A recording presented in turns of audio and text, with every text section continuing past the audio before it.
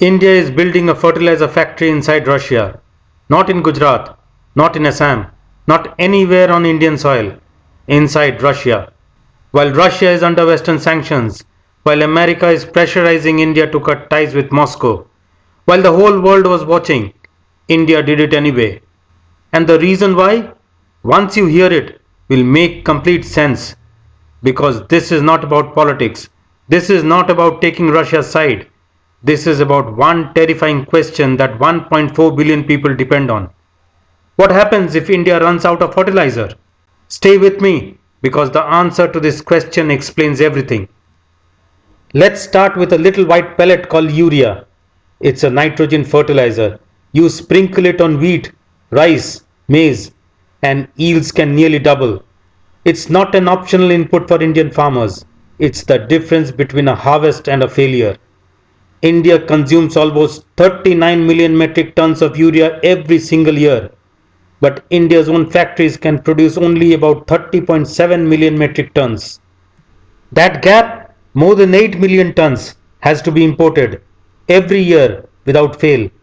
And where does it come from? Mostly from Oman, Saudi Arabia, UAE, the Middle East. In fact, nearly 70% of India's urea imports pass through a single narrow waterway, the Strait of Hormuz.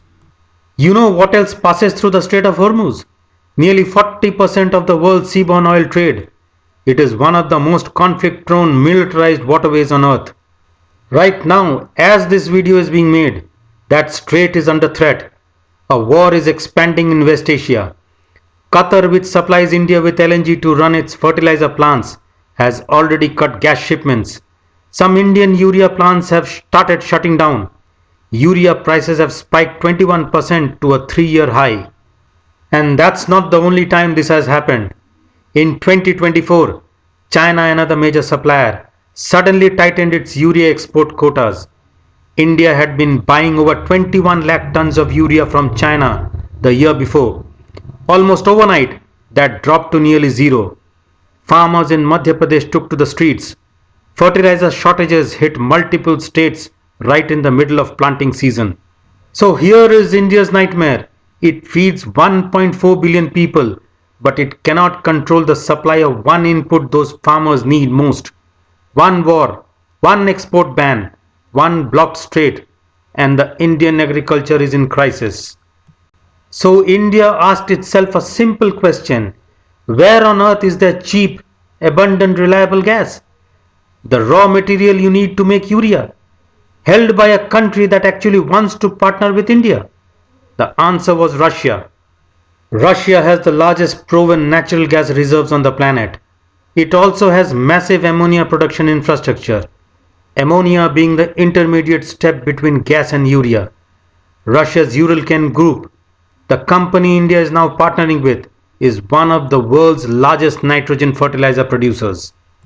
Its subsidiary Togliatti Azot or TOAZ is one of the biggest single ammonia plants on earth.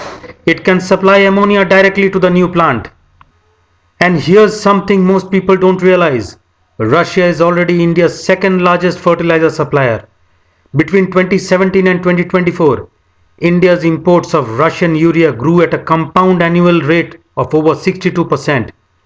Russia's share of India's total fertilizer imports jumped from just 7.68% in 2017-18 to nearly 27% by 2023-24. India isn't starting a new relationship with Russia on fertilizer. It's deepening one that's already working. And the logic is airtight. Build the factory where the gas is cheapest. Build it where the partner is willing. Build it where the supply will not be disrupted by the Middle East war or a Chinese export ban. That place is Russia. But what exactly did India sign? How big is this deal? And why did it happen on the day Putin landed in New Delhi? On December 5th, 2025, Russian President Vladimir Putin arrived in New Delhi for a 2-day state visit. On the same day, 3 Indian state-owned companies, Rashtriya Chemicals and Fertilizers, National Fertilizers Limited and Indian Potash Limited, signed a memorandum of understanding with Russia's Uralchem group. The plan? Build a joint venture urea plant inside Russia. The capacity 1.8 to 2 million tons of urea per year. The investment $1.2 billion. The feedstock Russian natural gas and ammonia from TOAS. And the partners are RCF plus NFL plus IPL, all Indian and Uralchem of Russia. To put that 2 million ton figure in perspective, India's previous largest overseas fertilizer venture, the Oman India Fertilizer Company, produces 1.65 million tons a year. The Russia plant will be bigger. It will be India's largest fertilizer joint venture anywhere in the world. Both Modi and Putin signed a joint statement that day explicitly welcoming what they called, and I want you to note this phrasing, steps to ensure long-term supply of fertilizers to India. This was not a backroom business deal. It was an endorsement at the highest level of both governments. India's fertilizer imports from Russia have already grown more than threefold since 2021, reaching $1.7 billion in 2024. This plant will go even further. Instead of just buying Russian fertilizer, India will now own a piece of where it's made. Now there is one more thing you need to understand about this deal. America doesn't like it. Russia is under sweeping Western sanctions. The US has pressurized countries around the world to reduce their economic ties with Moscow. And one headline at the time said bluntly, India defies Trump pressure to build urea plant in Russia. India's response essentially was, we hear you and we are doing it anyway. This is India's foreign policy doctrine called strategic autonomy in action. India buys American weapons.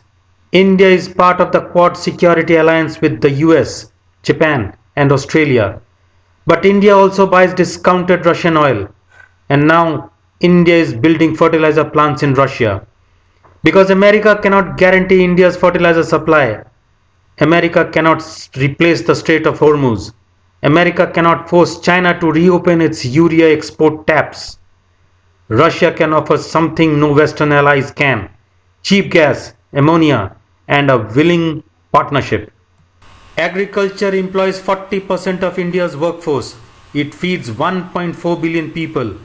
For India, food security is national security, and India has calculated that the risk of building in Russia is still smaller than the risk of staying dependent on supply chains it cannot control.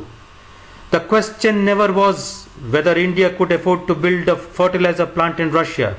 The question was, could India afford not to? This is where the story becomes geopolitical. India is shifting from importing fertilizer to owning production abroad. This is a major strategic shift. So what is India really trying to achieve here? There are three things. The first is security of supply. By investing directly in production, India locks into a long-term flow of urea. And that means far less exposure to global price shocks. The second is diversification. For years, India depended heavily on suppliers in the Middle East, countries like Qatar, Saudi Arabia, and United Arab Emirates. Now the dependence is changing. India is expanding its footprints towards Russia and other regions. And the third is lessons learned the hard way. COVID disrupted global supply chains. The Russia-Ukraine war sent fertilizer prices soaring, and India realized something critical. Supply chains can break, but ownership gives control. So now the big question is, how exactly is Russia helping India here? Because this isn't just about selling fertilizer. Russia is helping India at almost every level of the supply chain. The first is energy. Urea production begins with one critical ingredient, natural gas. And this is where Russia holds a massive advantage. Russia provides abundant natural gas, along with ammonia feedstock, the essential raw material for urea production.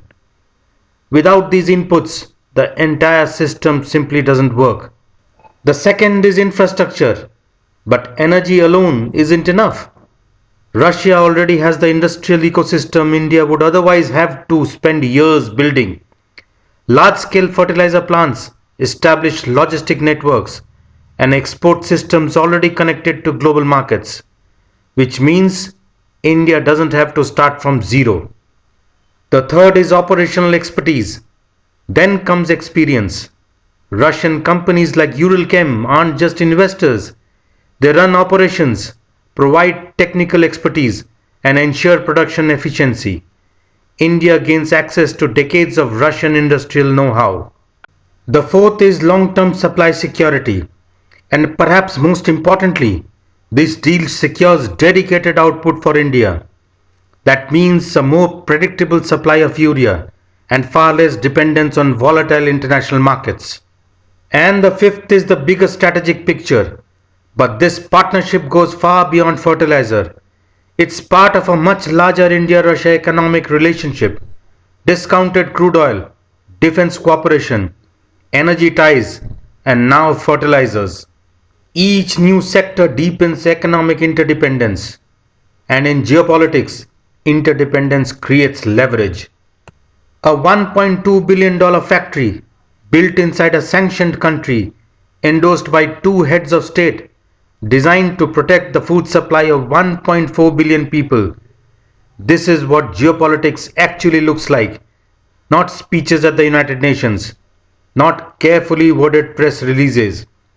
It looks like a urea plant in Russia, making sure Indian farmers have what they need, no matter what happens in the Middle East, no matter what China decides, and no matter what Washington prefers. India is done waiting for the world to be kind to it. If this video gave you the way of looking at India's place in the world, share it with someone who thinks foreign policy is someone else's problem. I'll see you in the next one. Till then, stay safe, healthy, and keep learning.